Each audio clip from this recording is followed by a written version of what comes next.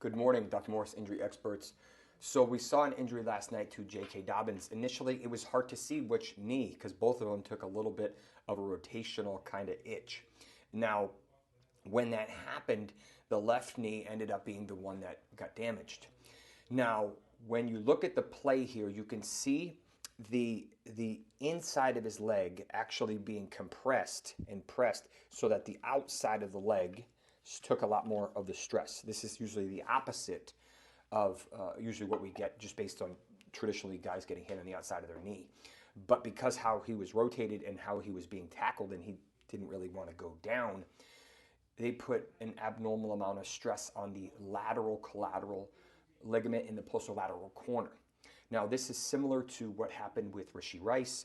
This is unfortunately an area that J.K. Dobbins actually significantly injured 3 years ago when he tore his ACL and when he tore his LCL, as well as probably his lateral meniscus and the hamstring tendon. So the problem is this is already a surgically reconstructed area that now is increased vulnerable secondary to this new trauma.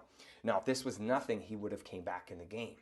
Their running game significantly struggled after he left, and probably a big reason why they ended up losing this game. With that being said, he was walking on the sidelines, which is not nothing, but that doesn't mean it's not anything.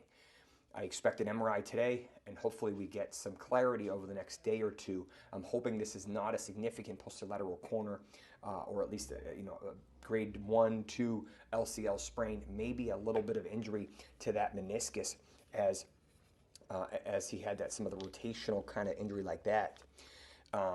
He's been fantastic this year, kind of return player of the year for me so far, just because of how bad the Achilles tendon tears are for running backs and what he's been able to do in his first year back from that.